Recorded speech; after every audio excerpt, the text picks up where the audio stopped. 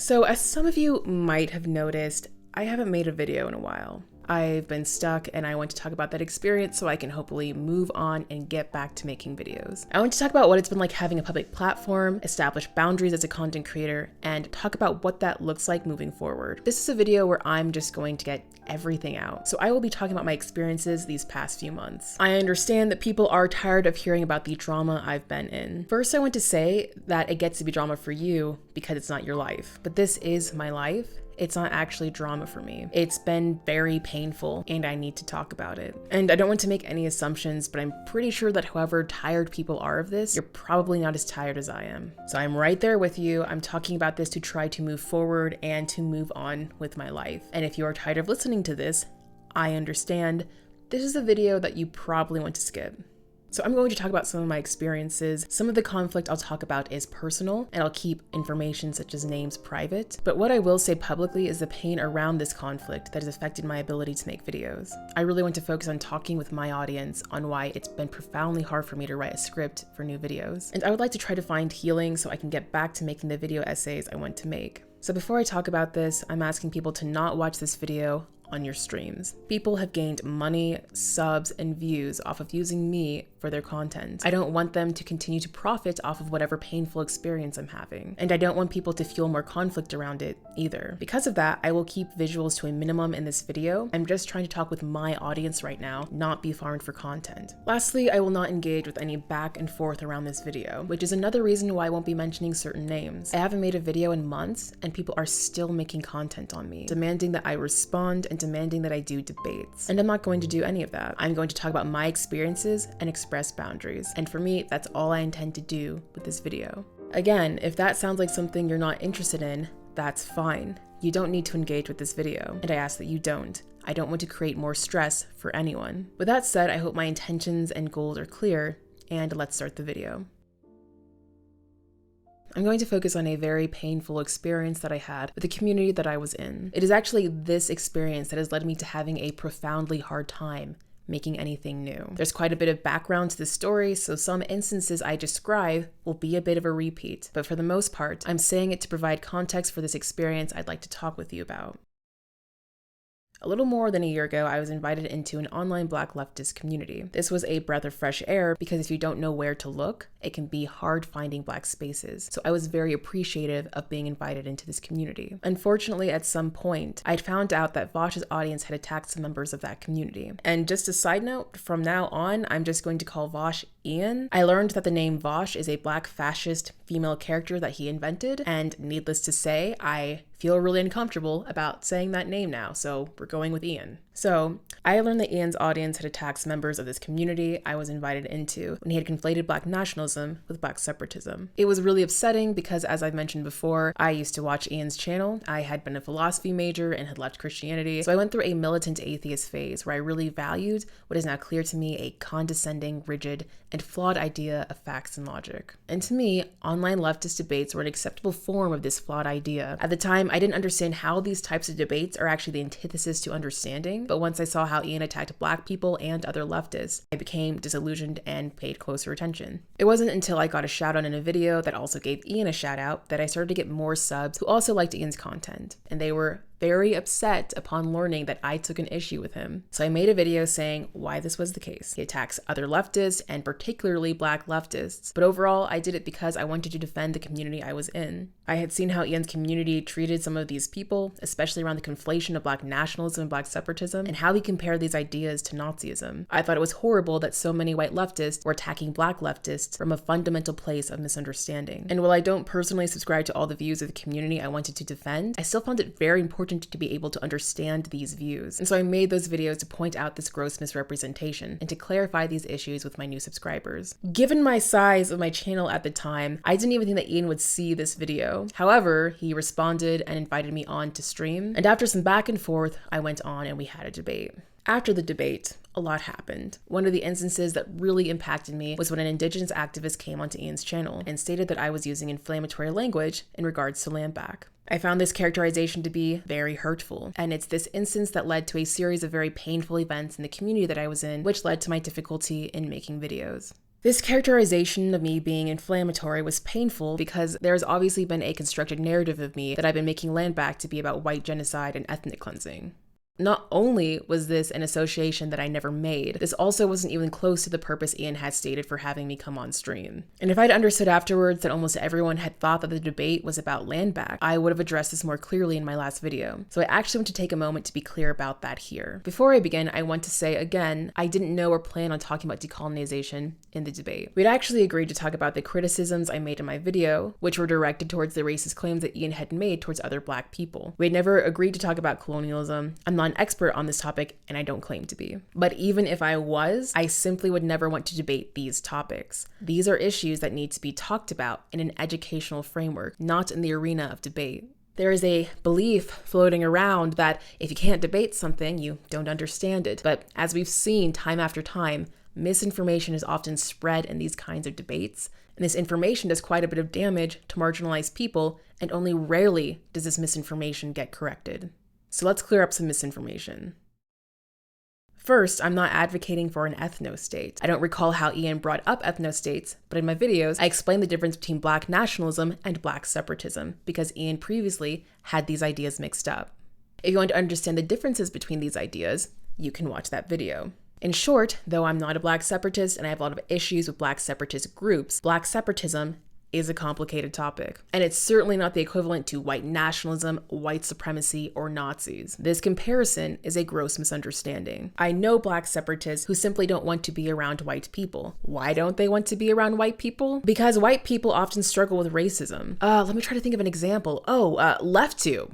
Even in an instance where white leftists say that they're anti-racist, so many are fear-mongering the very racist notion of white genocide, and then are going after other Black and racialized people from this place of misunderstanding. It seems to me that it's easier for a lot of white leftists to picture us as angry brown people who want retribution, rather than try to understand our struggles for liberation. So even in the supposed place where white people are supposed to be anti-racist and have Black Lives Matter in their Twitter profiles, people are still racist. And not just a little bit racist where they want to include Black people, but they just don't know any Black people to include. No, they're literally talking about white genocide, which is a primary Nazi talking point. Okay? Just let that sink in.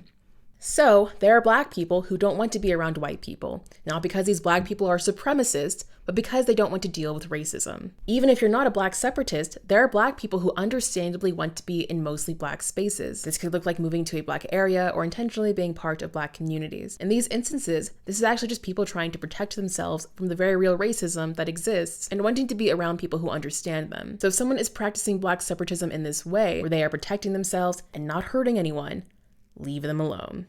When I say that people don't have to live with their oppressors, that is what I'm talking about. I'm not talking about ethno-states. Ian is. Many people believe that this sentiment is actually about white genocide or white ethnic cleansing. I believe that Ian brought up the concern for white genocide because I had mentioned Kenya reclaiming businesses. There are a number of African countries who did this after colonialism because most of the wealth and power was still owned by the colonialists. In other words, even though colonialism had ended in title, it still had ongoing effects in wealth, power, and resources. So there are ways that the post-colonial governments took that power back. Again, this doesn't have to do with retribution, it has to do with power imbalances and attempts to move toward greater equity. In these instances, when a given state takes back businesses, at times the countries who colonize that area stop having access to resource extraction, and sometimes the colonists running these industries leave. However, the ongoing effects of colonialism are still massive issues in post-colonial African countries. My main point is that fixing these problems by way of expropriation is not an ethnic cleansing, as I've seen people argue. Reclamation of land, wealth, and industry is only one of the many means by which post-colonial states try to rectify the legacy of colonialism. But what I really need to stress is that though African countries have done this, I'm not at all suggesting that this is what LANDBACK needs to be. I was simply answering Ian's questions about what certain things look like from examples I happen to be familiar with. My theory is that the conversation around LANDBACK blew up around the clips of the debate that went viral, rather than the debate itself, where a different conversation took place. I'm not entirely sure, but either way, I think it is this line of thinking that led to Ian asking if I would be okay if Black South Africans removed white South Africans. My response to this is that they would have the right to, but that would be harsh, and that's not what they're going to do. That really should have been that. In the debate, I also say multiple times that genocide is wrong. That also should be that. The racist fear of white genocide should never have been brought up, especially not in this context. But since Ian did this, it should have ended when I said those things. But to be fair,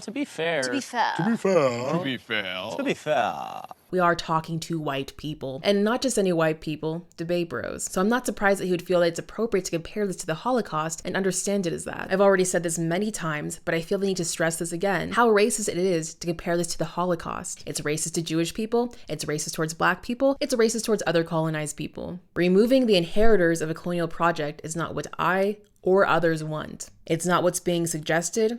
It's not the proposed solution. Despite being colonized and genocided for generations, with the continuation of genocide to this day, colonized people are not seeking to remove the people who most benefit from the ongoing colonial project. They are fighting for a more equitable world for everyone. They are doing this in the face of genocide. That is the situation that so many groups of colonized people are in. And if Ian truly understood that, I don't think he would dare bring up the very racist notion of white genocide. It is so inflammatory, racist, and condescending. To be afraid and focus on the idea that Black and indigenous people are going to do to white people what they've done to us is at the core of colonialism, whiteness, and white fragility. And that is simply not what any of these decolonization movements are about or have been about. In spite of everything, colonized people have come together to end systems of oppression, to work on creating a functional and equitable world for everyone. So instead of demanding that I and other racialized people answer for something that we're not advocating for, support the work we're actually doing and do your best to understand our experiences. Accusing Black, indigenous, and other racialized people of wanting this is profoundly harmful and hurtful. So stop it. Hey everyone. Basically, when I was writing this script, I tried to speak very, very, very, very carefully. Actually, somebody said to me, they said, I know why Professor Flowers likes video essays. It's because no one can talk back. It's actually not it. I actually have a lot of anxiety.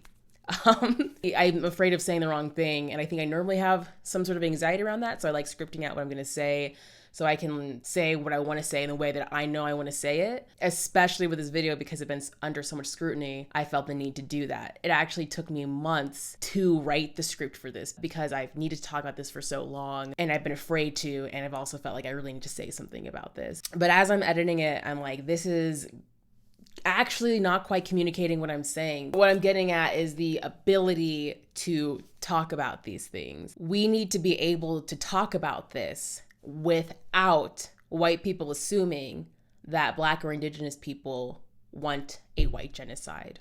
I think a lot of white people have no idea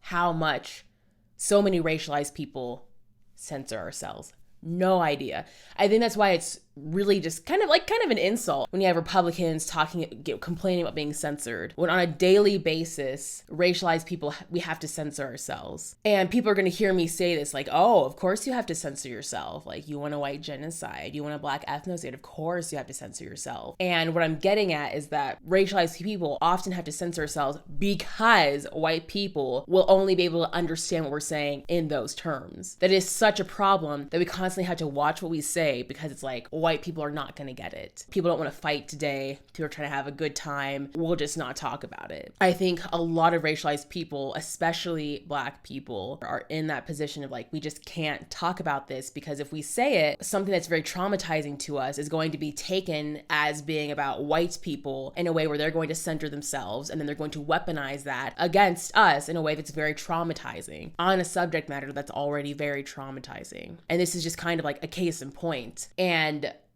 I really want to stress that this is not a good thing to do. That especially if you're a leftist, it's good to get to the point where you can hear what's going on for racialized people and not feel threatened by that, and instead be co-conspirators where we can be in this together. Indigenous people need to be able to talk about frustrations that they have about colonialism without it being about genocide. Black people also need to be able to talk about our frustrations with colonialism without it being about genocide. And for me, that's what I'm trying to do, is to be able to just protect that space that white people are often not willing to give. It's not that I want to genocide anyone. It's not that indigenous people want to genocide anyone. It's not that LANDBACK is about genocide. It's not about any of these things. It's about that as leftists, we really need to be able to give each other this space without making it about white people, without centering these voices. I hope that as people, we can do that, let alone being leftists, but I think especially as leftists, we need to be working towards this. I'm worried that if I say this, it'll be taken out of context, that it will be not understood, and no doubt, like, there's plenty of people who I don't think will understand this. But I don't think that non-white people have a special superpower that makes us be able to have an easier time understanding these things. And if white people want to be collaborative, if white people want to be helpful and supportive of these racialized issues, white people really need to deal with this facet of white supremacy. Thank you so much for listening. Now back to the video. Instead, let's consider what colonized people actually want. One way we can do this is to look at history. We can look at what has actually happened instead of making up extreme hypotheticals that paint brown people as retributive. But most importantly, we can just ask colonized people. And we'll find that not only is retribution not a part of these movements, we'll also find that decolonization is about sovereignty, ending systems of oppression, and ending white supremacy. And particularly in the US and Canada, the decolonization movement of LANDBACK starts with respecting broken treaties. We should be excited about this and collaborate to dismantle systems of oppression that hurt all of us, rather than being afraid of this movement. So please stop focusing on white genocide and ethnic cleansing, and instead focus on what colonized people are actually talking about. So I know that some of that was a repeat of what I've said before, but I really want to make it clear what LANDBACK and decolonization are, because these are such important topics. So going back to the story of why it's been hard making videos. I tried to clear up this confusion about LANDBACK by going on people's streams and saying that LANDBACK is not about white genocide or white ethnic cleansing. It's about indigenous sovereignty, respecting treaties, and ending systems of oppression. Some people have asked, if I care so much about LANDBACK, why haven't I brought an indigenous person onto my channel, like when an indigenous person went onto Ian's channel? If I invited an indigenous person on during the fallout of this debate, that person would likely be accused of wanting retribution, and in that process, more leftists would likely start associating LANDBACK and this person with the desire to create an ethno-state. It would likely just be an expansion of the narrative that I'm described in, which is that I'm a crazy black lady who wants white genocide, and I don't want that to happen to someone else and for them to have to deal with the fallout of that.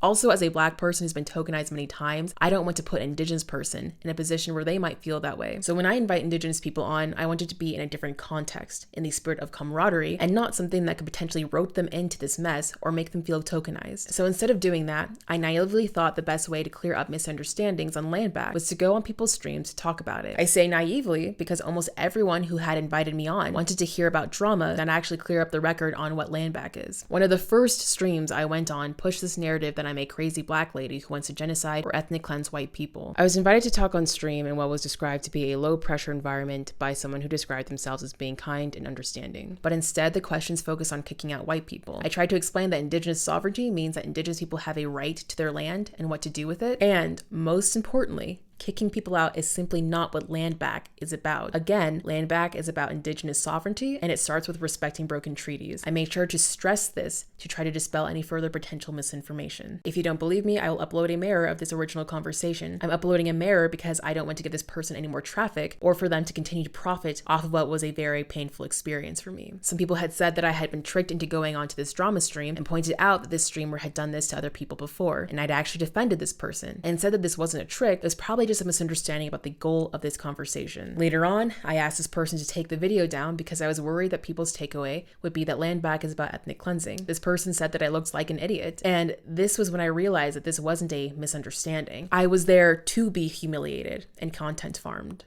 And the narrative being pushed wasn't that LANDBACK was about ethnic cleansing. Instead, the narrative being pushed was that I was a crazy black woman who was stupid enough to believe that LANDBACK was about these things. And that was a very painful realization. I thought back to how I left the stream when I realized that this conversation wasn't going anywhere. Towards the end, I was trying to convince this person that being a light-skinned black person isn't the same as being white. And then I started thinking, this has been really weird. This is a weird conversation and I don't want to argue about these things. So I apologized and said that I was just feeling frustrated and needed to leave. And when I look back on that, I realized that me saying this wasn't understood as me trying to own my own emotional state and leave a situation that I felt uncomfortable in. It was instead understood as me being an idiot who deserved to be humiliated. And I think about that a lot. It was a very painful experience. And so it was very hurtful to be accused of using inflammatory language by an indigenous person when I'm not the one carelessly bringing up these racist notions of white genocide and white ethnic cleansing and trying to stop this narrative of LANDBACK being about any of those things. Whether this person intended to or not, this exact accusation was then used to push the narrative of me being a crazy black woman who is seeking violence against white people. I feel very hurt by this because if the tables were turned and an indigenous person was being accused of wanting a white genocide by a group of mostly white people, I would not have sought out Ian to go on his stream, ignore that him and other streamers were the ones bringing up these racist notions of white genocide and white ethnic cleansing, and then go on to blame the inflammatory rhetoric on the person of color trying to speak against it. I'm not her, but I wouldn't have done that because I think that would probably be really hurtful to that individual and also perpetuate the issue of Black and Indigenous people being painted as wanting retribution towards white people. That was what was hurtful about that experience. I didn't have an issue when she talked about her experience with LANDBACK, and I agree with her statements that this is stolen land, and at the same time, this is other people's homes as well. That's all good in my book. My issue is with how this person helped to mischaracterize me to an audience of mostly white people, and how that fed into the narrative of me being a crazy Black woman seeking to genocide and ethnic cleanse white people. That really hurt. It was after this event that I reached out to the community I was in and asked for some emotional support. It was reaching out to this community and what happened after that is the reason I've struggled to make new videos.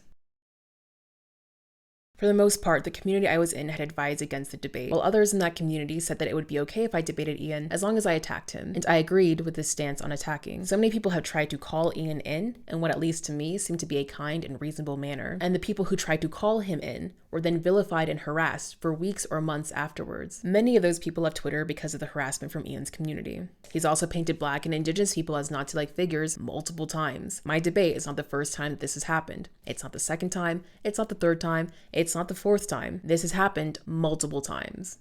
There have been multiple times that Ian has pushed this idea of ethnostates and retribution towards white people while debating Black and Indigenous people who wanted nothing to do with the sort. And then Ian's community goes on to attack these people. We are way past calling in. And I agreed with his advice to attack. My approach wasn't to call in, but to laugh at how ridiculous this was and then leave.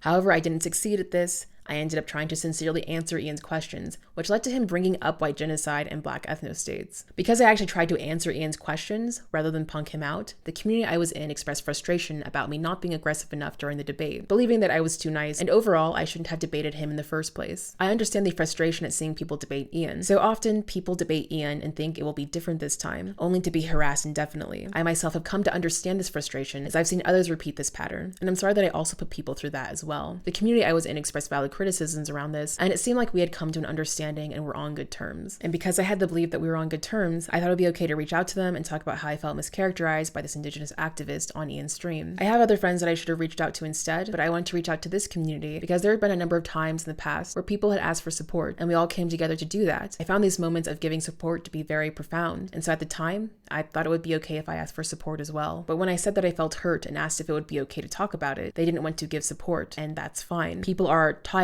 of talking about debate bros, and I can understand if people aren't up to it. I would never want to ask for help from people who don't feel up to that. I can have a hard time asking for support because who wants to be that person where you ask for help and then realize that you're bothering someone? I don't want to be that person. So I felt embarrassed that I reached out to people who I thought would be okay with that. But if people don't want to, that's actually not a problem. And I appreciate when people communicate with me that they're not up for it because it helps me understand where people are at so I can respect people's capacity and desire to engage. What I did feel very hurt by were the reasons they gave for not wanting to give support and how these reasons were communicated. These reasons were communicated in what I found to be an extremely hurtful and dismissive way. One reason they didn't want to give support is because they said that they had already told me about the harassment I would receive, which is fair, at least to some extent. I also expected harassment, but I want to say, I don't think anyone expected it to go on for how long it has and is still happening. I also didn't realize that there's an entire debate sphere where everyone is some type of drama streamer. These people do debates and content farm off of the drama of other debates in order to gain money, followers, subscribers, and validity. In other words, this is the clout that people keep on referring to. This is why I think being in this particular streamer sphere is fundamentally an issue. If you're going to build an entire network where your income profits off of the conflicts between other leftists and the people in your own community, this will probably make more problems than it solves. It's not just a few people, it's an entire machine. And just about everyone who's a part of that machine content farmed me and pushed this narrative of a crazy Black woman who wants a white genocide. All this to say, when this started, I had no idea about this network and how people in it would content farm me to this day. Now, with that said, some people are saying that there's a conflict between streamers and video essayists. To me, this seems like an obvious way to try to polarize the issue. There are certainly streamers who are not a part of this toxic culture. To me, this issue is specifically with the culture of debate bros and those who pick up their scraps for content. In this culture, winning is more important than the spreading of accurate information. And because winning is so important, you need to have an enemy to win against. So, for whatever reason, instead of just winning against Nazis, debate bros have decided to also make whatever women and racialized people who disagree with them their enemies. And when they were called out on this, they claim that these criticisms are in fact leftist gatekeeping. To me, it's this toxicity that's the issue, rather than having an issue with streaming itself. So before the debate, I didn't know about this entire sphere of debate bro culture and that I would become a content farm. I did know that I was going to be painted as a Nazi-like figure after debating Ian. I had made a video on how he does this to other black people who have disagreed with him, and I didn't think I was going to be an exception. But the way that this happened was particularly extreme. When someone goes on Ian's stream to debate, there are usually only so many views. Later on, the stream gets cut up into videos, and sometimes the debate makes a final cut, and this also only gets so many views as well. However, for whatever reason, my particular debate with Ian blew up. If you were a leftist on YouTube, Twitch, or Twitter, you probably couldn't escape hearing about this debate. Hundreds of thousands of people saw clips from this, and people are still making content on this. And I don't think anyone knew it would blow up in this massive way. Another reason why I didn't see this level of harassment coming was that I didn't realize that so much of the online left, or really the white online left, simply does not understand the world in terms of colonialism. I've been in a number of racialized spaces that discuss colonialism, and this gave me the naive impression that white leftists had at least a basic understanding on this topic, but that it just wasn't seen as important. And I was wrong about this. It seemed that the majority of people in these spaces just don't understand colonialism. I think this is evidenced by people calling the self-determination of colonized people, a term recognized and used by the UN, a Nazi talking point, and then going on to push the notion of white genocide, an actual Nazi talking point. Call me naive, but I didn't see that coming. And I didn't see that happening on such a mass scale for so long. I took a social media break for a month, and when I logged back onto Twitter, it was still happening just as strongly. People were still arguing about white genocide without me even being there to provoke anything. It had taken on a life of its own. It only got better for me when I got a moderator who chain blocked thousands of people. And even now, when I haven't made a video in months, people who say they're leftist are still making videos on me, pushing this narrative of a crazy black woman who wants a white genocide, white ethnic cleansing, and black ethno-states. All that to say, when it comes to harassment, I think it's fair when people say, I told you so, at least to some extent. But I don't think anyone knew it would go on for this long and this intensely.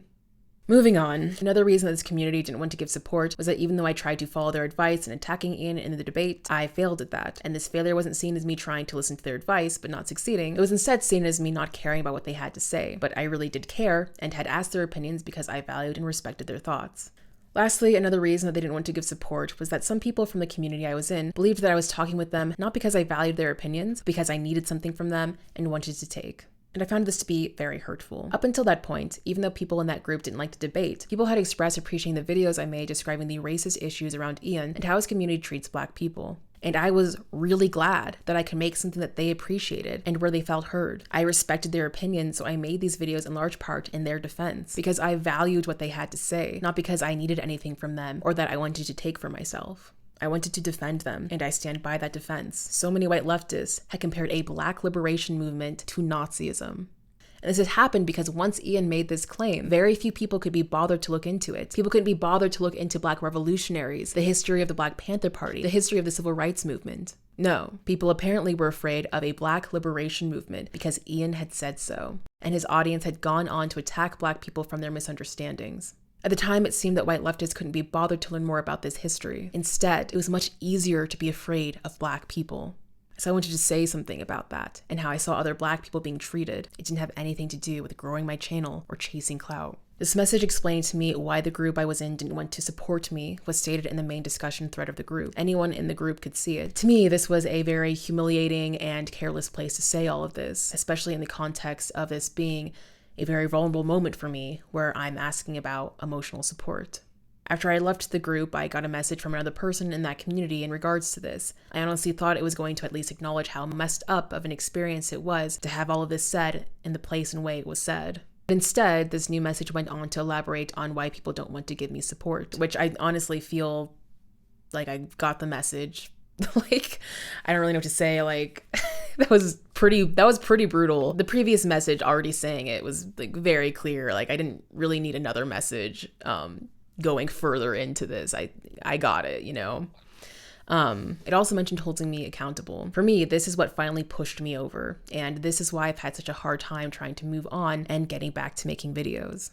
One of the points made was that people of color are not the same as being Black, and I should expect other people of color to be anti-Black as well. First, I never made the misunderstanding that other people of color are the same as Black people. As a Black person, I literally live this reality every day. I don't need a reminder. And this is certainly not why I felt hurt by this indigenous activist. I felt hurt because this indigenous activist, whether she meant to or not, helped contribute to the narrative of me being a crazy Black woman who wants to genocide or ethnic cleanse white people. I'm surprised by this because when I'm in activist spaces, I often meet people who are well aware of the racial dynamics at play. When I hear Asian activists talk about Asian hate, it's not uncommon for those activists to also acknowledge the racism towards Black people that Asian communities can enact. I get a sense from both Black and Asian activists that they are standing together in the fight against racism. I've seen indigenous activists talk about how COVID and the government's lack of response to indigenous communities is a form of the ongoing genocide that indigenous people face. And oftentimes, indigenous activists will acknowledge that other racialized communities are suffering under the government's lack of response as well. When I'm in activist spaces, the racialized people who are there, and even the white people, yes, even the white people, seem to understand the scope of racism and the racial dynamics at play. Even if we're focusing on the racism that indigenous people face or the racism that Asian people face, when I'm in activist spaces, I get the sense that we are in this together. That's at least been my experience. So yes, I was very surprised that an activist would go out of her way to characterize a Black person who is trying to end the narrative around LANDBACK being about ethnic cleansing as being the one who's inflammatory.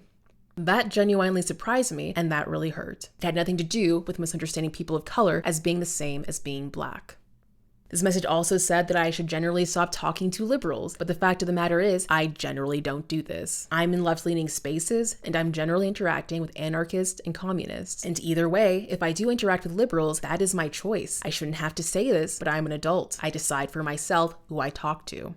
Similarly, I was told that in general, I shouldn't interact with non-Black people. Again, who I interact with is my choice. I want my channel to be a place for all people who want to end systemic oppression, where we can come together and have conversations about these issues. I want to make content that is humanizing to marginalized people, where we can show each other that we are all in the same fight. I've had experiences where I've been able to stand side by side with other racialized people and white people. Yes, even the white people. And it feels like we're in the same fight against racism. Now, especially with white people, these experiences are not the norm. But when these experiences have happened, they have been very healing, and most importantly, showed me that it was possible for all of us to work together. And I want my channel to cultivate that kind of community. That said, I will never water down issues of racism to make them more digestible for white people. That's the balance that I'm going for. If you're not interested in that, I'm not going to ask you to come. But if you want to go, then let's go.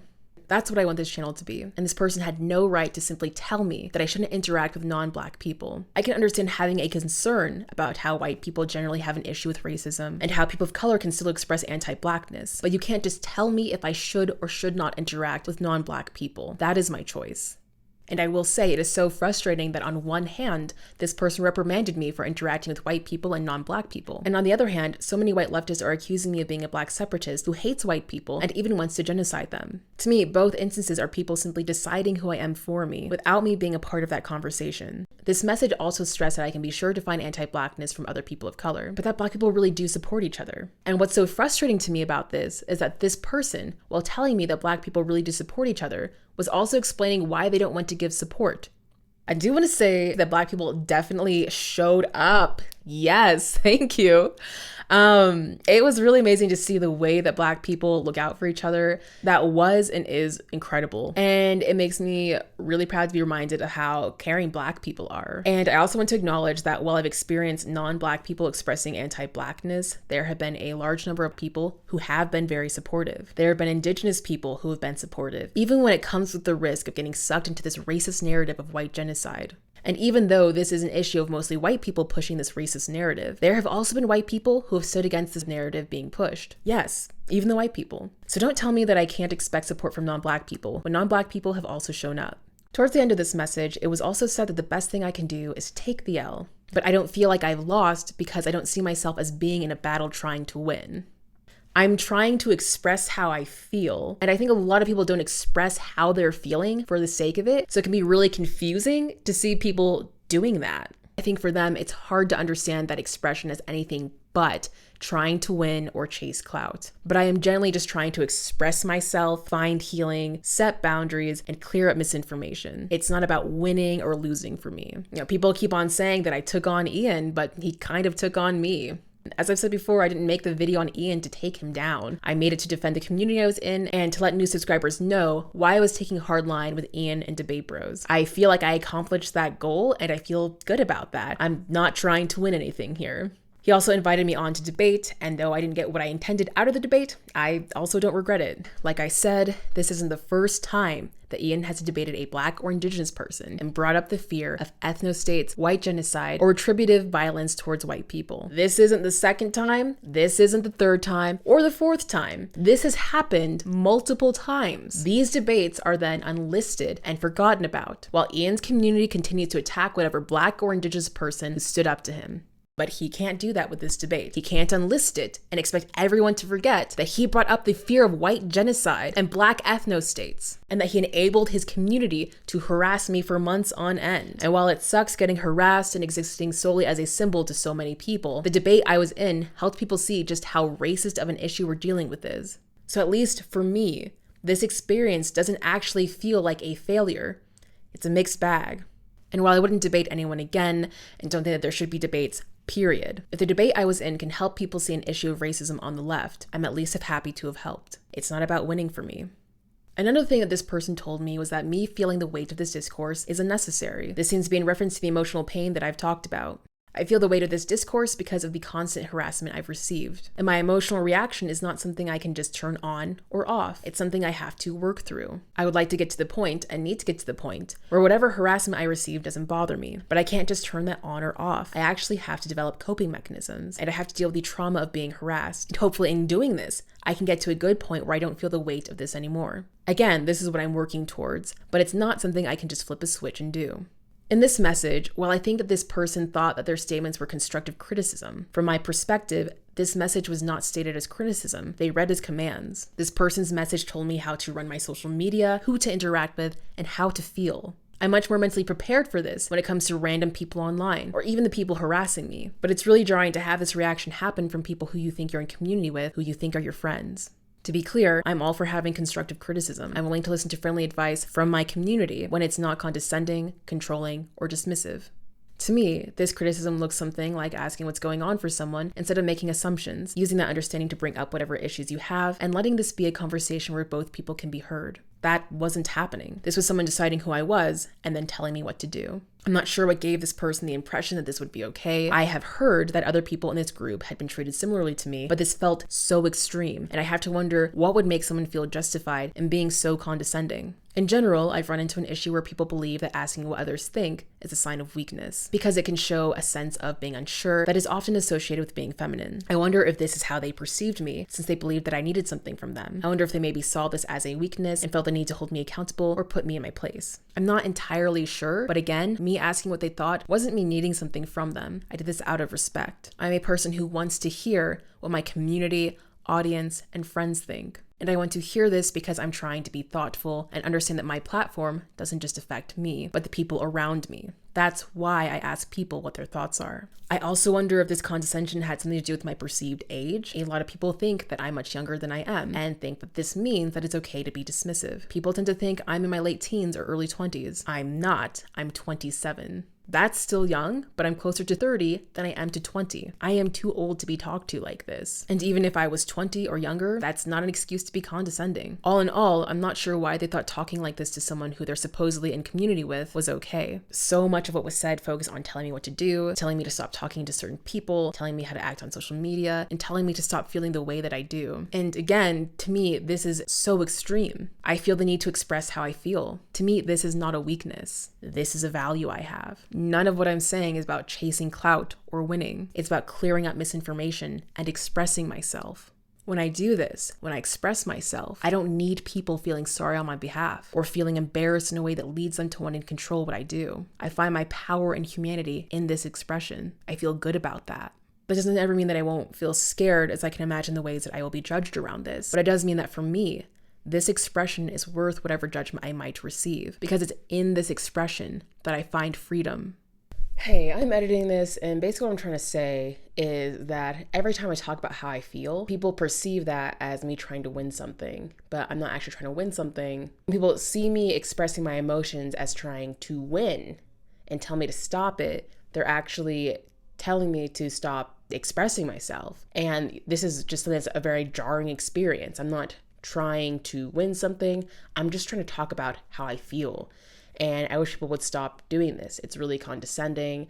I think people see me as a helpless little girl or someone who just can't let something go and they just need to be told the hard truth to let things go.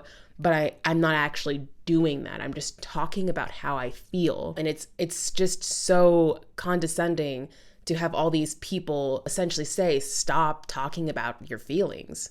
Stop talking about how you feel. Stop talking about your experience. And to have this experience of just thousands of people going after me for months, people making videos on me that fuel harassment to this day, and then to have all these different people tell me what to do in a situation that they've never experienced is so condescending and so frustrating. You know, I'm trying to figure out this situation, and a part of that is talking about how I feel. So if you want to help me, give me space.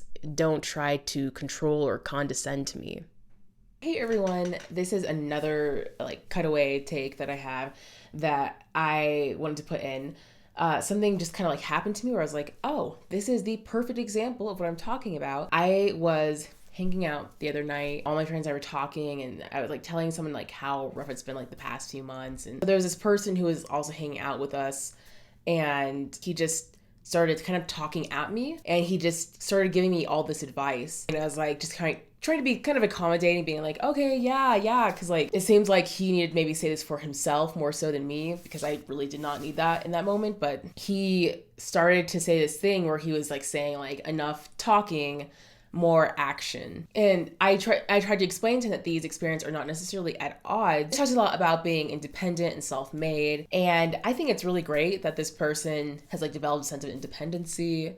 I think it's great that this person has been able to be self-made. It's very tough out here to succeed. And so I don't think those things are necessarily bad. And also, I myself don't want to just be independent. I don't ever want to be a lone wolf. I'm only a lone wolf when I have to be. I would much rather work through my problems, struggles, and joys in the context of a community who can care for that, and I can care for them. So I was saying this, and he kept on saying, no, you need to do less talking, more action. This person has an assumption that I am not doing anything, not getting things done because I'm talking.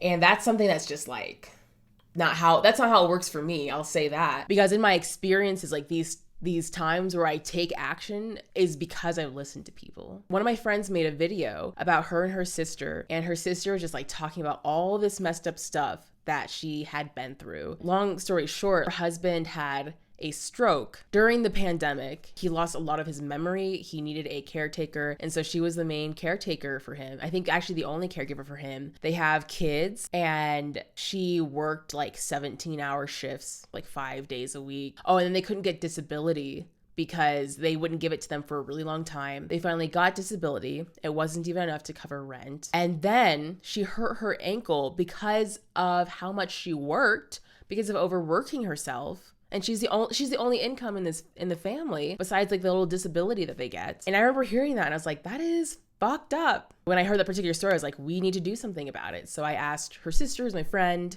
Nick from Pink Spots. She's really cool. I was like, would you be down to do a fundraiser for your sister? And Nick was like, yeah. And we both put on this fundraiser. We didn't exactly reach our goal, but we also were able to raise enough to help her. This person that I'm talking with, going back to this story where I'm hanging out with people, this person's talking about enough talking, more action. And I'm literally so much of the actions I do are because I've talked with people and listened to them and been that's really messed up. I'm really sorry that happened. Let's do something about that. It's also really important too, because I think a lot of times when people can do stuff like that, it can really be charity. There's this problem over there, and, you know, I'll just throw some money at it, or, you know, but like this, you know, it was really different in this instance because when I hear people just talking about their story, their experiences, like when I hear that, I'm, you know, it doesn't feel like charity. It's like, I think I care about this person. This person's really amazing. And I want to like try to be a positive force for them and also like with them. And I think this isn't just important on a personal level, but I think this is actually important on a level of organizing, you know, especially like us as leftists. Like a lot of white leftists I notice feel really sorry for Black people. They like acknowledge that racism is real, and that's nice. But it's also like I look at them and I see like this guilt. And that's honestly an awful feeling for me because who wants to have the experience of meeting someone and then their reaction is when they see you as guilt? No one. A lot of white leftists, like, I'm glad that they're like realizing that racism is like an issue and they're trying to work through that. And I appreciate that effort. And also like the people who are like really down, people like really want to collaborate, be, you know, as, you know, one of my friends puts it, be co-conspirators. The people who tend to feel like that are people who are like in community with Black people, and where it's not that they're trying to do some sort of charity where they feel sorry for someone, where they are able to see the same struggle in each other and be like, I'm right here with you fighting this. People get to that point by being able to talk and listen. I do think it's actually very important to leftist movements because, again, there's so much pity for people. There's pity for the Black people. Oh, there's more Black people. You know, like we just don't need more pity. We need more care for each other. And you get that care by being able to listen to people. And again, I said this once, and these goddamn debate bros. These debate bros were like, but that means that if you just listen to people, that just means that because you're Black, you're right about racism. Oh, because you're disabled, you're right about disability issues. No, like people can be wrong. It doesn't matter if they're trans. It doesn't matter if they're Black. It doesn't matter if they're disabled. And like, that's not what I'm saying. I'm not talking about being right or being wrong. Again, oh, look, another dichotomy. I'm not talking about being right or being wrong. I'm talking about being able to understand people's human experience, which is the whole fucking reason why we're fucking leftist, okay? Because we fucking care about people. At least that's why I'm fucking here. I don't know why the these goddamn debate bros. I'm trying to say it's not about being right or being wrong. It's about having an understanding and also being able to give care to people who are seeking care, and then also being able to be cared for. And I do think that is like the foundations of these leftist movements. Like having the ability to do that is how we can do good work as leftists. And so I also want to just kind of stress that and be like, okay, it does annoy me on a personal level, but just actually like, let's dig into maybe like why we as leftists, like maybe should be more careful about this because it does seem like kind of patriarchal, dismissive, in like a pretty severe way. Yeah, that's what I had to say about that. Okay, now back to the video. So please, I don't need people being controlling or condescending. I don't need that from people harassing me. I definitely don't need that from people in my community. So people who want to be supportive and also give input around my platform, it needs to be collaborative and overall respect my autonomy. Otherwise, you need to take it somewhere else. Overall, the reason I'm saying this is because it is this experience with this community that has led me to having a profoundly hard time making new videos. Notice that while I've mentioned some instances around debate bros, so far, most of these instances were mentioned to give context for this experience. This experience, by far, has been the most painful for me these past few months. And this experience wasn't from debate bros, it was from my own community. I've tried over and over again to describe why this has hurt so much, why out of everything, this particular instance has hit the hardest. What I can say is, from my experience, there were people in this community who had thought I had done these things for myself when I had spent the past few months trying to defend them. And it wasn't just that I had spent a lot of time and energy in doing this, I was also getting harassed. And while that part of it was a very painful experience as well, I honestly thought that it was worth it because at least I got to defend people that I cared about and respected. But for some of them, I don't think that this was understood at all. What I had done was seen as deplorable, and they were so disgusted that when I reached out to ask for emotional support, my request was offensive, and they saw it as something that I needed to be reprimanded for. And I felt that. I felt the exasperation, the anger, and the enmity, when my hope had been that if I could be of any use to this community, that I would have felt that at least I had done some good. And not only was that not understood, it was reprehensible. And then when that happened, it felt like the best thing I could do for the people around me was to end my life and to stop existing, because I clearly wasn't doing anyone any good. And I felt certain about this. I've struggled with suicide since I was a kid, and I had never felt so sure about dying. I didn't feel frantic or uncertain. It felt necessary. Luckily, my girlfriend talked me out of it. I found her to tell her that I was going to kill myself, and I really wanted to let her know that it's not her fault. It's not anything she did or didn't do. It's just that I needed to do this. And I asked her to please forgive me, and her response ended up talking me out of it. And I haven't been able to make a video since then. After this happened, every time I try to write a script, I keep on going back to what happened between that community and me. I think about all the ways that someone could misunderstand what I'm saying, and because who I am is not a part of their understanding of me, I then try to address each potential misunderstanding. And then the script ends up being about misunderstandings rather than what I actually want to talk about. I start to feel like I just shouldn't say anything at all. And then I start to have the same feelings of suicide, and I stop writing, and that's what it's been like these past few months.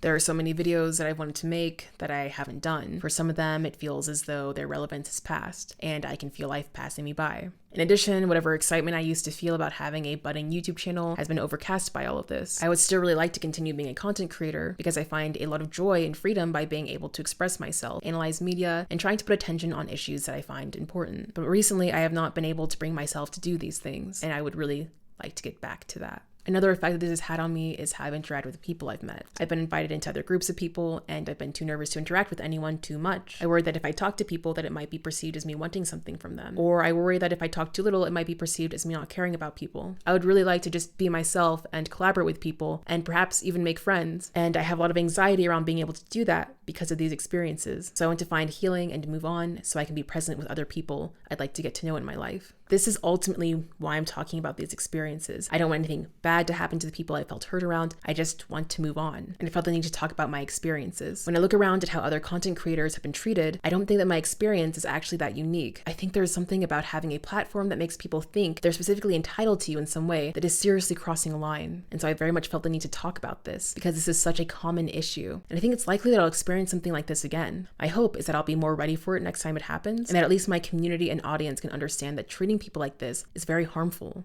Seeing that people have this understanding would help me feel a lot safer being a content creator and continuing to make videos.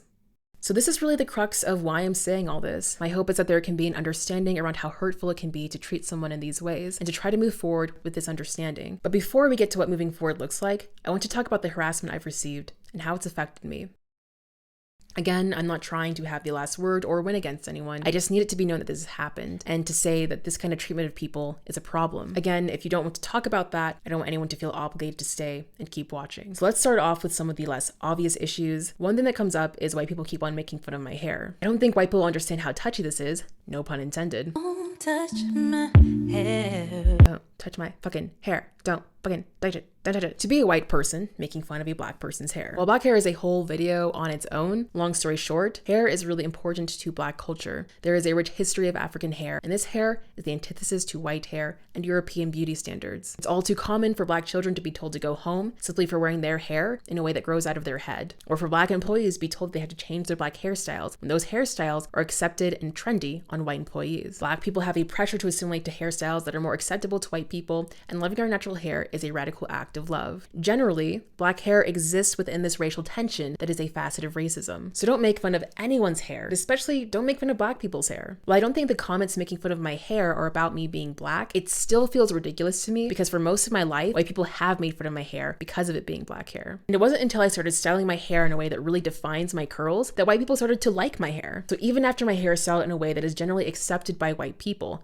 it's funny to me that white people still find something to make fun of about my hair. It's just going to happen either way. And at the end of the day, though I would like to love my hair when it's frizzier, I also really do like the aesthetic it's in now. So for now, I'm going to wear my hair this way because I fucking want to. So fuck off because I want to. The next thing I want to talk about is being a symbol to people. Now, in some ways, being a symbol isn't necessarily bad. One example of this is how some people have made me the symbol of the person who will take down debate bros. And I'm not interested in this. I really don't like that my channel's grown in the context of talking about them. There are so many other things I want to talk about and focus on. And as I've already said, I never intended to take Ian or anyone else down. My goal was to defend people, stop misinformation, and talk about how I feel. So I'm not actually interested in being a symbol of a person who will take down anyone. And ultimately, this issue should not be put on racialized people or women. This is primarily an issue of patriarchal white men, and it's those people who need to take care of it. All this to say, this is just one example of how I symbolize something to people without my intentions being a part of that symbol. The more problematic thing I symbolize is obviously being the symbol of an angry Black woman who wants to genocide people. There will always be people who are there to accuse me of this, and having to deal with this for months on end is traumatizing.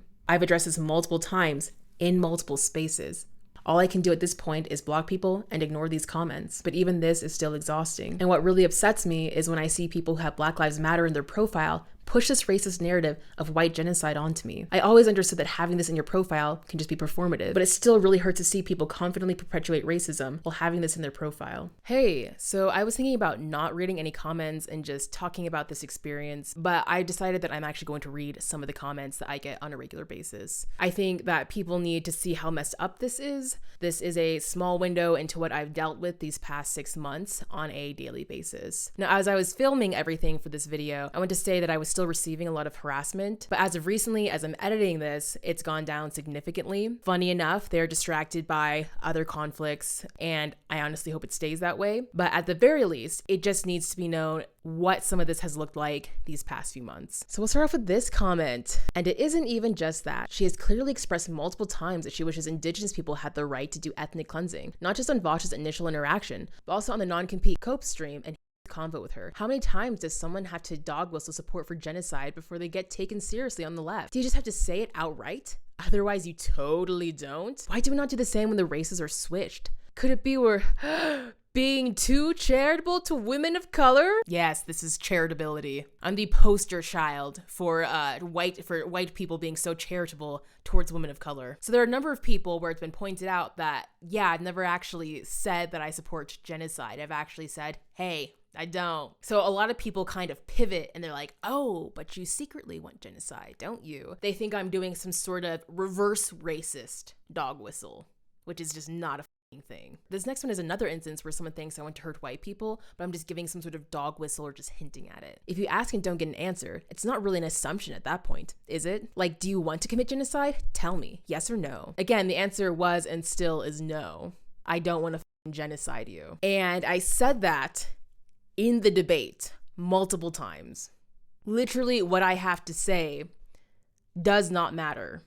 Should we not be concerned that someone with a large following sharing platforms with big leftist YouTubers has cultivated a racial separatist ethno-nationalist online circle? I would love to see this ethno-nationalist circle you're talking about. Where is it?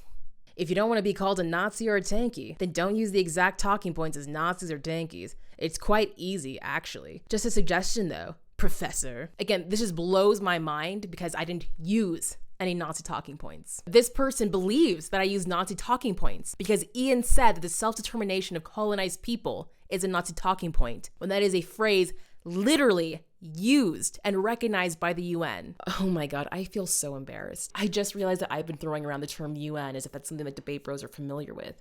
UN stands for United Nations. They're an international organization that is supposed to promote peace. You might have criticisms of this organization, but they are not a Nazi organization. And you know what is actually a Nazi talking point? White genocide. Also, I'm not really a professor. I have no interest in pretending that I'm a professor. I thought it was a fun name, like Dr. Mario or Professor Oak. I would never want to pretend to be someone who has a doctorate. And no matter how much I try to make this clear, people try to hold me accountable for this, as if I'm actually going around telling people that I'm a professor at a university. Questioning your stance on geocoding non-native peoples doesn't qualify as deplatforming. You're suffering consequences for your own garbage takes. You know, I've never made the claim that I want to geocode anyone, either. The issue is that she's a Black nationalist that wants an ethno-state. There's only one way to do that. Genocide. Will you ever bring yourself to actually admit genocide is bad regardless of the race of the people doing it? These comments are only a small representation of what I would get every day for months. I don't engage with these comments, I just block them. And it is still a very exhausting experience to have this, even just reading these comments to determine that I need to block these people. I am then accused of making an echo chamber, even though I simply don't owe these people an answer, let alone have addressed these things multiple times. It's also not the environment I want to create as well. I want to have a YouTube that cultivates solidarity with each other. I don't want to have one where there's a bunch of debate bros talking about white genocide, literal Nazi rhetoric. You need to take it somewhere else. They have the audacity to talk about this echo chamber when they are literally pushing Nazi rhetoric and are so ignorant they don't even know that they're pushing it. This is something that I've been dealing with every day for the past months. This has been really isolating to me. Every time that I meet someone new, I worry about them getting wrapped up in whatever narrative that I'm in. When I meet someone new, I worry that they think that maybe I went genocide. There have been a few times where someone have been, oh, I've heard of you. And my stomach drops and I'm like, oh no, like, do you think I went genocide or do you think I not went genocide? And so far it's been good. You know, the people that I've met know that that's just silly. But you know, there are also other streamers who have talked about me who think I'm an idiot, even though they don't think I went genocide. They think I'm stupid and dumb and can't argue well. So there's kind of this mentality of like, I deserve some of the harassment because I didn't argue well on a topic I didn't plan on discussing. You know, I'd like to see any of these people debate colonialism completely unprepared and see how well they do. But yeah, even when I collaborate with people and do voiceovers, debate bros will flood the comment section and say, hey, don't do a voiceover for this person because they want to genocide. So even people collaborating with me have to be careful about me. So this has just all been very isolating. This is something that's always hanging over my head, hanging over my relationships with people. And I don't want to just collaborate in a professional setting. I want to make friends. I want to hang out with people. I want to get to know people better. And this is something that's just been all present these past few months and has been very isolating. Even though there have been people who have been very kind and have reached out to me, I've still felt very separated from people. All in all, I don't need debate bros to like me. I don't need them to agree with me. I don't need them to understand me. What I need is for them to leave me alone.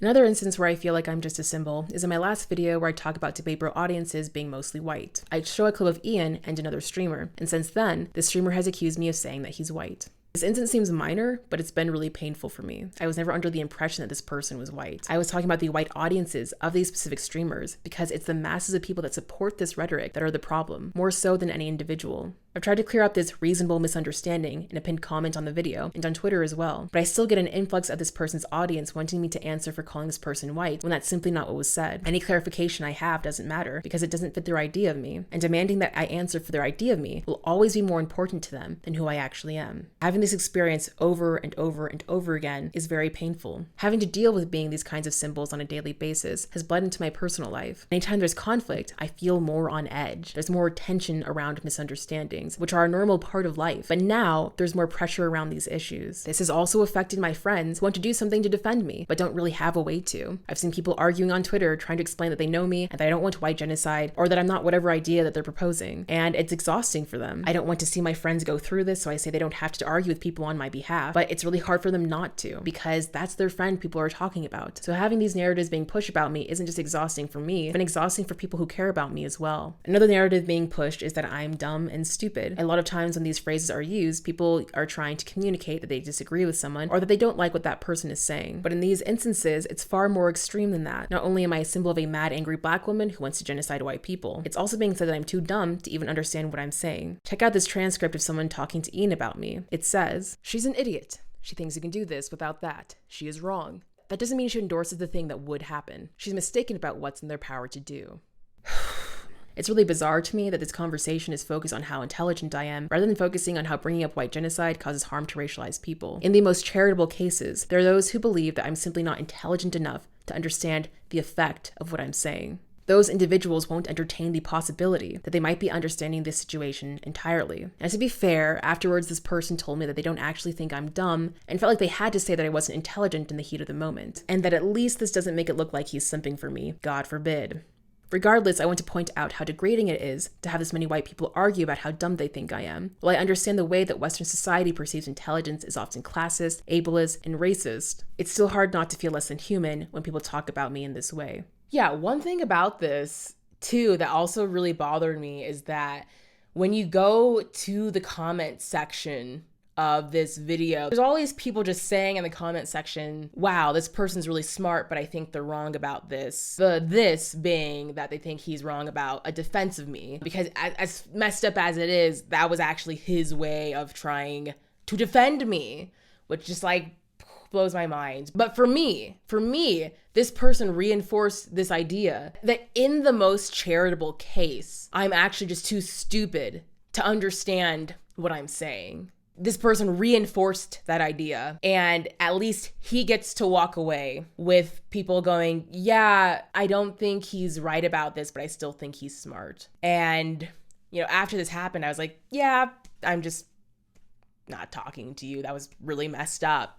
You know, like I couldn't imagine saying that about a friend, you know, because here's the thing. When you're debating Ian, he says a lot of messed up stuff and you're like, I don't even know which messed up thing to respond to. You just said like 5 messed up things. So I'll just respond to one. And this wasn't even just like him ignoring Ian calling me an idiot, which happened multiple times. He was agreeing with Ian and saying I'm an idiot. And then he elaborated on it. It was just like fucking disgusting, really. I was like, I can't be your friend because that was really messed up. This person never apologized for saying this either. And I was like, well, then that's just like not gonna really work for me, you know? I'm really glad about myself that I recognize that. I think I've gotten better at like not hanging out with people who kind of say messed up stuff to me or about me. Yeah, this person was surprised. I wouldn't be surprised. Like if I said that about a friend, I'd be like, I understand. This experience is also coupled with anyone who defends me being accused of wanting to simp for me and sleep with me. When people try to defend me, they often do this by explaining what decolonization is. When these people are accused of simping for me while explaining decolonization, this undermines the importance of what decolonization is. Not only that, when people are accused of wanting to sleep with me, this also turns me into a sexual object to these people as well, when I did not opt into being that. This has really disturbed me. It reminds me of the experiences I've had of guys who think I'm dumb, look down on me, but also while wanting to sleep with me. In these instances, I don't think I'm human to these people. And these experiences feel very similar to that and just as disturbing to me. Another narrative that seems to have been pushed is that I'm a narcissist. A bit ago, someone messaged me to let me know that Ian called me a narcissist on stream. I didn't watch the stream to verify if this was true or not, as it's not something I need to expose myself to, but people from his audience do make this claim about me. I'm not sure if they simply call anyone they disagree with a narcissist, or if it's just me. But either way, personality disorders are not an insult. Let professionals diagnose you, or let people who care about your well-being bring that up so people can find help and heal. But you don't just throw a personality disorder around, especially as an insult that emboldens your audience to harass that person. Another thing that was really disturbing to me was that a fan of Ian made a video on me and the thumbnail was a picture of a black Hitler. Well, I haven't watched this video because, again, I'm not going to expose myself to that. People who watched it told me that it was an edit of the debate where clips of me were put together to change the meaning of some of the things that I said. This was apparently to the extreme where when I repeated back what Ian said, this was clipped to make it sound as if I was the one saying this. I've heard that people in the comments wrote that they don't remember me saying these things and are in disbelief at how unhinged I am. It's very bewildering that Ian's audiences accuses others of misrepresenting him, yet go out of their way to make and support something like this. Just the Black Hitler thumbnail on its own is extremely racist. Again, I'm not talking about white genocide. Ian is. And that literally is a Nazi talking point. Second, Hitler murdered black people. Nazis still murder black people. It is blowing my mind that white people are talking about white genocide and making a thumbnail with a Black Hitler on it. And the people doing this don't have the awareness of how racist this is. It wasn't until I saw this that I realized that people literally think I'm a black supremacist. This is not just an accusation that you throw around. If someone's a black supremacist, they'll say so. And even though being a black supremacist is very, very uncommon, what's not uncommon is for white people to make accusations like this to dismiss black people. Overall, when I see people compare me to Hitler, I think these people would be happy if I killed myself. And recently, when I felt suicidal, I actually get really angry because I'm not going to give any of those people that satisfaction. Just to drive in why I think this is so disturbing. In Western culture, Hitler is probably one of the most or the most hated person in history, and people are comparing me to him. People are saying that I want genocide, black ethnostates, and are comparing me to someone who has genocided millions of people. And when this happens, it feels like people want me to die. They think I need to be stopped in a similar way that Hitler needed to be stopped. And the way that he was stopped is that he killed himself. So far, no one has explicitly said that's what I need to do. And yet, it has really felt like that's what people think I should do. And seeing a thumbnail of a black Hitler in a video made about me really drove that in. These people think I need to be stopped in the same way that Hitler needs to be stopped, which is rarely talked about in the form of violence. But I don't think these people see me as any different. Something that's been really frustrating to me about this is that I can imagine a few years later, many of these people will realize how racist this is, yet they'll never be held accountable for what they've done. Instead, they'll blame it on their younger selves and say that they went through a phase. They don't have to deal with the consequences of their racism. But I do.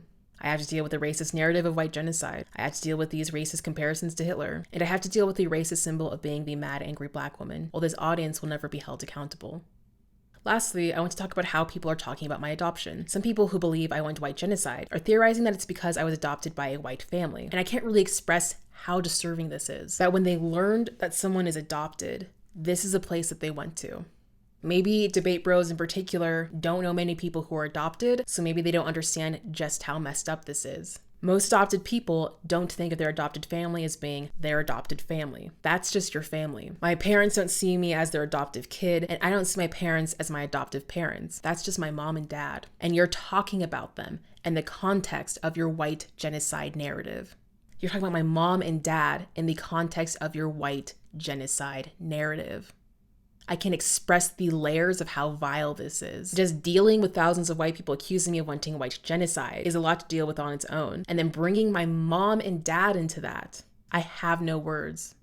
Another type of comment that I've received is that my white family gave me a good life, and I should be grateful. I see these kinds of comments a lot when there are adoptees who talk about struggles around adoption, but it was especially gross to see comments like this be used to push a narrative about how I'm ungrateful to my white family, and that I went to genocide white people because of my ungratefulness to them. Regardless of someone's race, don't assume that an adopted family gave a child a good life. You just don't know. But especially when it comes to transracial adoptions. Transracial meaning that a family adopts a child of a different race, not that the person has changed races. There are so many racial issues that come with these kinds of adoptions. There is a problem with white families thinking that they can help Black children by helping that child assimilate to whiteness. That in itself is a problem. Even if a family can offer financial stability or a good home life, which is not always the case. Growing up in an environment that punishes you if you try to appreciate Black history and culture, but rewards you for assimilating into white culture is a traumatizing environment to grow up in. So don't say that to adoptees. Don't assume that they were given a good life simply because they were adopted. And don't assume that the adopted family was also financially stable and had a healthy family dynamic, because that's also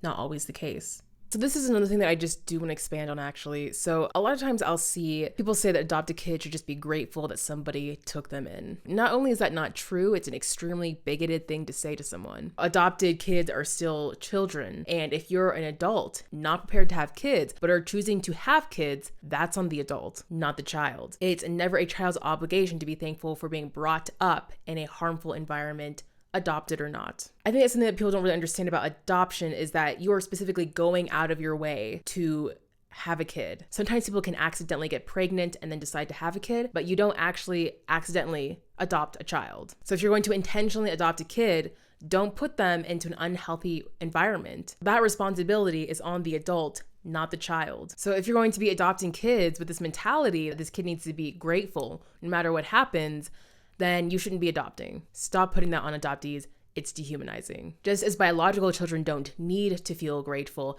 and obviously have a complex relationship with their parents where there's often love and also areas where they feel let down, it's the same with adoptees. What I'm trying to say is I love my parents and have a relationship. It's not about owing them something, just as it's not about owing your parents something with biological children. So please don't condescend to adoptees and let us be fully human. It honestly feels dehumanizing to me that I have to even say that adoptees still have these human experiences of these complex relationships with your parents, just as biological children do. With that said, when there's conflict between my parents and I feel really sad about it. Most people want to get along with their parents, wish that they could, and being adopted doesn't make that any different. When there is conflict with my parents, I would like for there to be a way to work out that conflict, as many people wish with their parents as well. And the fact that people saw a Black adopted person talking about colonialism, and they thus concluded that I wanted to genocide my family, is so disgusting. Me being Black, me being adopted doesn't change that I love my family. And the fact that you were able to see a Black adoptee and make these conclusions about white genocide, so disgusting, so racist. I have no words. I grew up around white conservative Christians and I've never experienced something so racist. Not when I was called the N-word, not when parents didn't want me hanging out with their kids because they see that I'm Black, not the racial profiling that I grew up with. None of my experiences compared to this. Absolutely disgusting. So at this point, I think I've hit some of the abusive comments that maybe aren't as obvious as to why they're abusive, but I also want to acknowledge the ones that are more obvious. Again, just so that it's known that this has been happening. I've gotten sexual harassment where people have talked about my sexual body parts in really derogatory ways. I've also been sent pornographic pictures. A couple of them each had a Black and white person each other off. I'm sure there's some sort of racial meaning about me in there. The person sending this said in a tweet, "I swear to Professor Flowers is going to turn me into the Joker if she does not delete her YouTube and Twitter." I've gotten messages from white supremacists. One had a really racist caricature of a Black person and said us Black people shouldn't debate Bosch because we have a low IQ. I've got another message that called me a and said that they are going to send me back to Africa. I've also just seen some comments from right-wingers saying that colonized people lost, white people won, so colonized people should just stop complaining. I don't really have much to say about these kinds of comments and messages. As a Black content creator, I know I will just get horrible comments and messages like these. But the reason why I'm saying this is because I've gotten a significant influx of these types of comments and messages, specifically from the debate bro community, and even actual Nazis who overall don't like Ian, but agree with certain points that he's made. And that just needs to be known.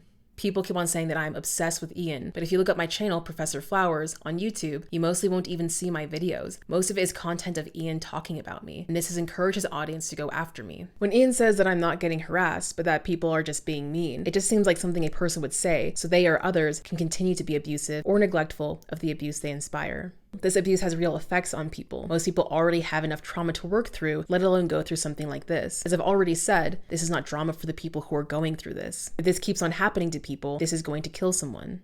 To be very clear, since I'm under a lot of scrutiny, me saying that someone can be killed from this is not a threat. This is me talking about suicide. I think when someone in the future goes through this kind of harassment, and if this person has struggled with suicide or is prone to that, I don't think that suicide would be an unlikely possibility, and we should really try to reduce this kind of harm to people. This kind of abusive behavior needs to stop. I'm not the first person to go through this with debate bros. I'm not the last, and I hope whoever goes through this next will be okay.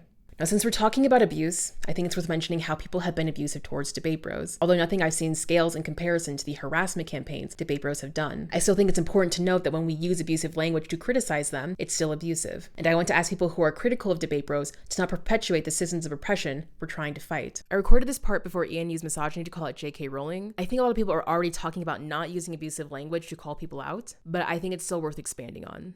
For example, I see a number of comments making fun of Ian's weight. There's nothing wrong with his weight, and when people make fun of this, they're sending the message that your weight is a moral issue. It makes people feel as though your weight is something that can earn you love and respect or prevents you from it. These kinds of comments punch down on everyone. So I want to ask people to punch up and use humor that criticizes actual issues and what Ian is saying or the effects he has. Another example of this is making fun of people's intelligence. A lot of people use words such as dumb or stupid, but I think what's not being thought about is why someone's intelligence is even an insult in the first place. The way we understand intelligence is often rooted in ableism, classism, sexism, and racism. Your intelligence is not a moral failing, and it's rarely, if ever, the issue. The issue is often ignorance, a lack of empathy, or a lack of care. And if someone is cognitively different and is struggling, that's not the issue or fault of that person, but the fault of the society for punishing these cognitive differences, rather than being accommodating.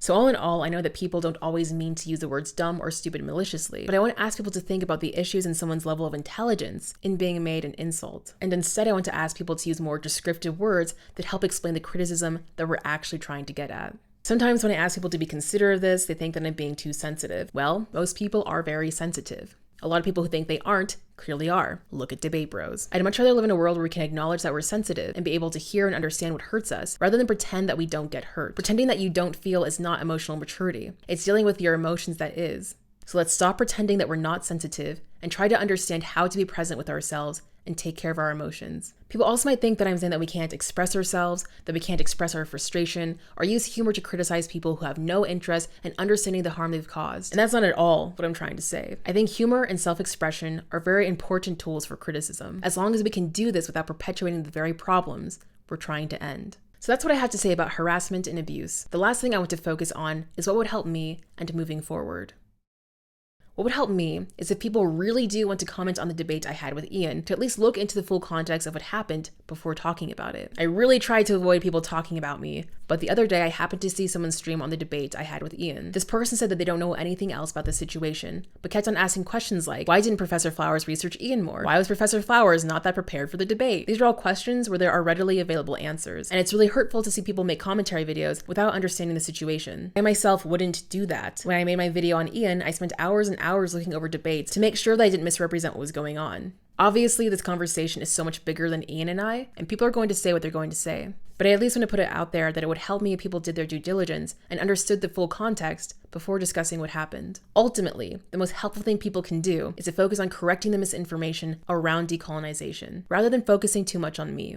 When misinformation is spread, we need to do our best to correct that. When the debate on Black nationalism happened, people had no idea what Black nationalism was, but were afraid of it. Instead of listening to the many Black people who said that it's about Black liberation, not whatever racist narrative that Ian was going on about, white people had no interest in this, and instead preferred to listen to other white people who were also confused about it. When misinformation on important topics is spread, We need to correct it. The record on LANDBACK and decolonization was never fully corrected. Some people are still worried that LANDBACK is about genocide or ethnostates. We're leftist. We need to not only understand LANDBACK, but prioritize it. Overall, the conversation of decolonization is a massive topic, but it's a very important one. One that needs to be at the forefront of any leftist movement. Decolonization tackles issues around climate change, ongoing colonialism throughout the world, and how we can be co-caretakers of this planet rather than owners. It's beautiful and inspiring, and we really need to get on board with what indigenous activists are doing.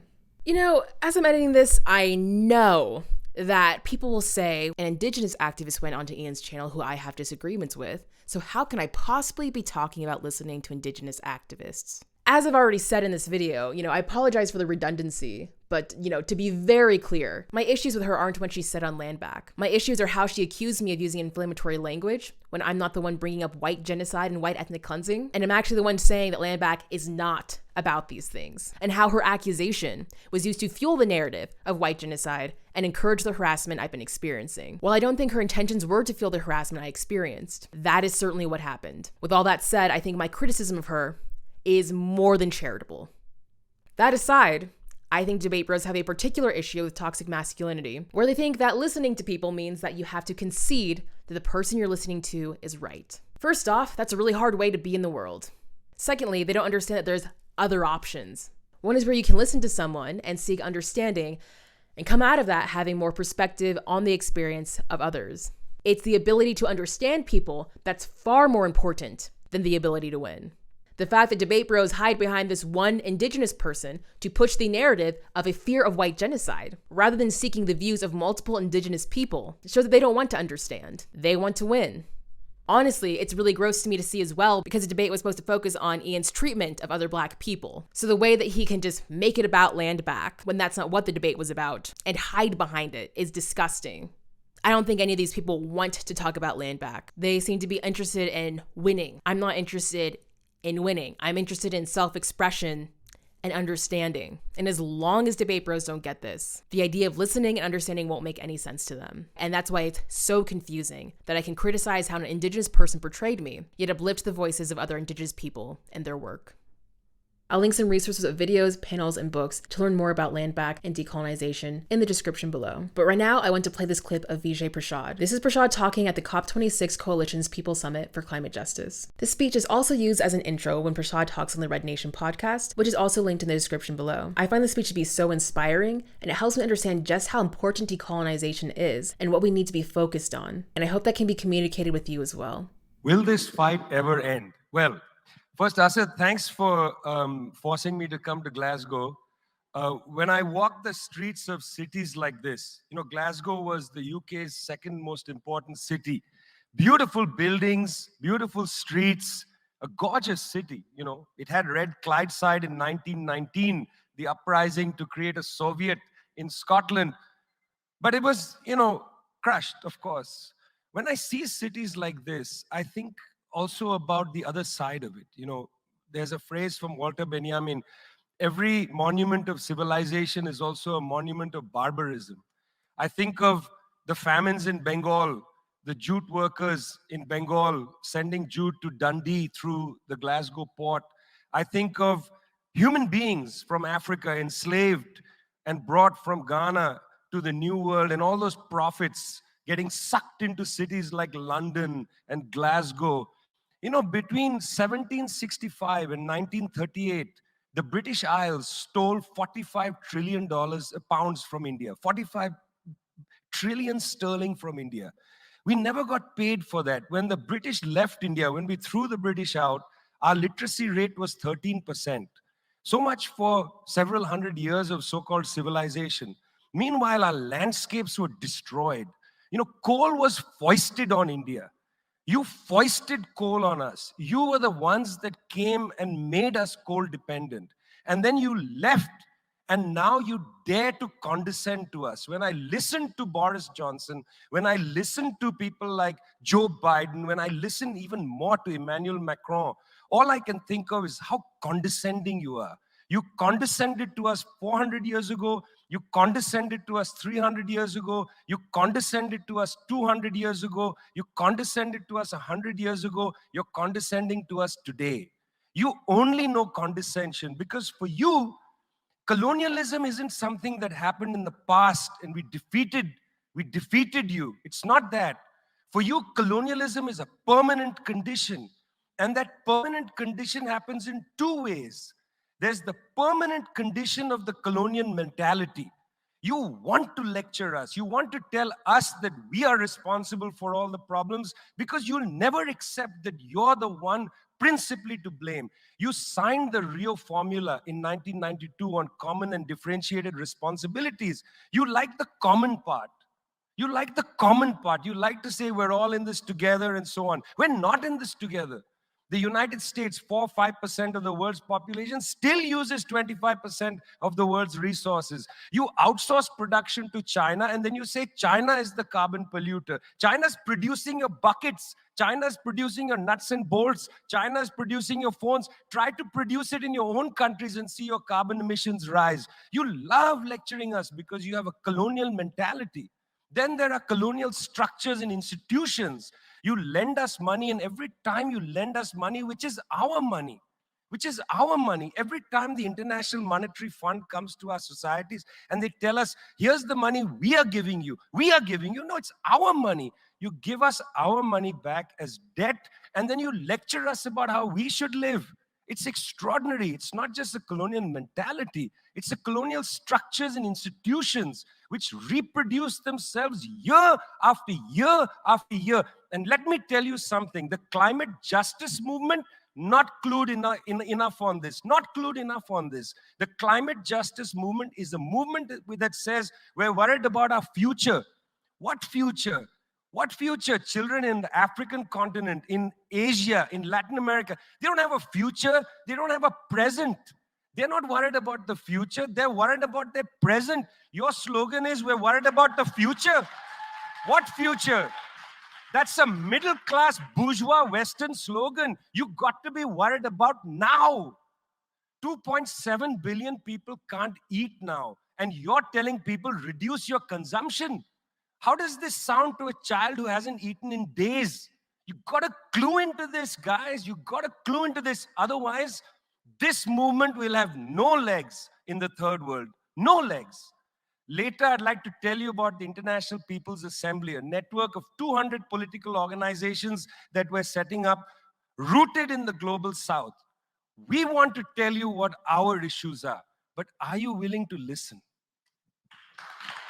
That's why we need to focus on decolonization. So when the topic of white genocide comes up, don't focus on me, focus on this. Focus on what decolonization is. If you're still learning, post one of the sources so that people can learn more. For example, if somebody says that Professor Flowers wants white genocide, maybe just say something like, hey, that's a really racist talking point, and that's not what's being talked about. This is what decolonization is. Colonialism is ongoing and has deep-rooted effects around the world, and bam! Now the focus is on decolonization and is now hopefully correcting misinformation rather than focusing on me.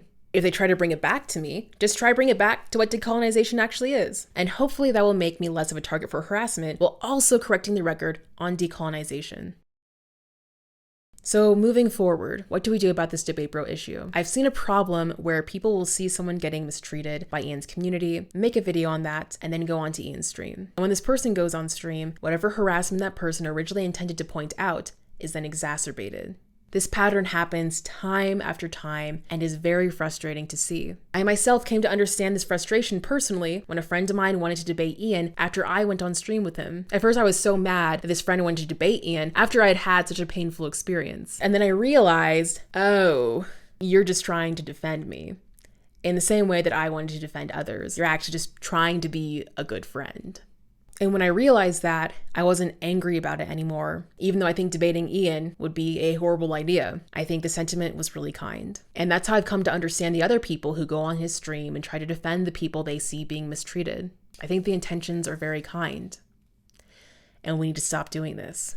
If we want to criticize Ian or other debate bros, I think at most we should make a video on it and then move on with our lives. I don't think debate bros hold as much power as they often claim. They have the ability to affect their communities, and when they say something silly, we have to hear about it on Twitter. But I don't think they have the power of an entire movement. This is anecdotal, but none of the activists I know have any idea who any of the debate bros are. When I ask other people who organize, they haven't heard of them either. I don't think they have people on the ground to mobilize. In many ways, their reach seems to be limited to their community and when they go after other leftists. This is certainly an issue, but it hopefully doesn't have as broad of a reach as we might initially think. And while it is an issue that for many people, their introduction to leftism might be a debate bro video, I don't think it makes sense to put all of our energy into criticizing them. I think it makes more sense to put our energy into building the kind of leftist movement we want to see on those platforms. YouTube has its limitations. It's hard to use it for local issues as people from different places are watching, but this platform can disseminate broader information and we can talk about ideas and humanizing narratives. And I believe that's very powerful. So for me, when it comes to leftist YouTube, I would like to see content that humanizes marginalized people by sharing each other's stories and narratives and also having entertaining yet educational content.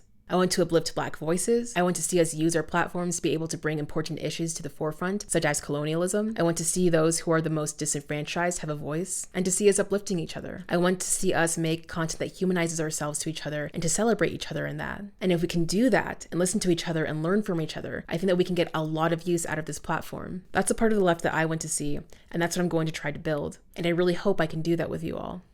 So as this video is wrapping up, I don't think this video would be complete if I didn't thank all the people who have been so kind to me during such a turbulent time. The messages I've gotten, the people who have reached out to me, the people who have invited me to their communities, the people who have not just tried to defend me, but the ability to talk about colonialism, and have also invited me into learning in community with each other. All of this has been very profound. These past few months have been really hard for me, and there have also been these very profound moments of kindness. And that's even more important than these series of painful events that are very real, but are ultimately a distraction from what's important. So thank you so much to everyone for the support and kindness shown. I really can't say how much it's meant. Like, I've really wanted to defend people that I care about. And I think it's meant a lot that people have seen my intentions. It's meant a lot that people were able to see that. It's meant a lot that people have been patient with me, trying to figure out how to handle, this situation. It's meant a lot that people have tried to defend me, but not just defend me, but to kind of be able to come together, be able to talk about these issues, be able to be collaborative. That's meant a lot to me. Yeah, I'm really hoping that I can move on from this, and be collaborative with people without this being so present. And I am really thankful to all the people who have reached out to me who, whether it just be collaborative as something more professional or collaborative as in something even as friends. I'm just very thankful to everyone. Before I end this video, I want to give some shoutouts. The first person is Art of Paya. She has really great videos where she talks about things while drawing. Her most recent video is talking about the trauma of work, and it's an excellent video, highly relatable, and down to earth. So please check it out. And what coincides with this is she's also raising money to quit her job and try to find some space because of that trauma from work. So please check out her channel and donate in the description below. Secondly, I want to give my friend Nick a shout out, who I mentioned earlier in this video. Both Nick and Mike have a Star Trek podcast. It goes over Star Trek from a leftist perspective. It's queer, wholesome, and wonderful. Pretty much anything that Nick makes is such a breath of fresh air, just a wholesome piece of the internet. And how often can you say that? So please go check out their work. And also at the time of this video, you can still donate to Gina's GoFundMe, which is Nick's sister who has gone through a lot. So please donate to Gina's GoFundMe. And also, I'll drop Gina's and Nick's conversation in the description as well. It's very moving, so I highly recommend it. Lastly, I want to give a shout out to BP, aka Big Villainous. Big Villainous just dropped an album called House of Usher, which is the music playing right now. House of Usher is a hip-hop album inspired by Edgar Allan Poe. Are you depressed? Probably. So what are you doing? Go check out House of Usher. All right, everyone, this is a wrap. I know this topic is really tiresome for so many people. I just felt the need to get this all out so I can try to move on. Thank you so much for listening and hanging in there with me. Now I'm going to try to get back to making videos. Thanks, everyone.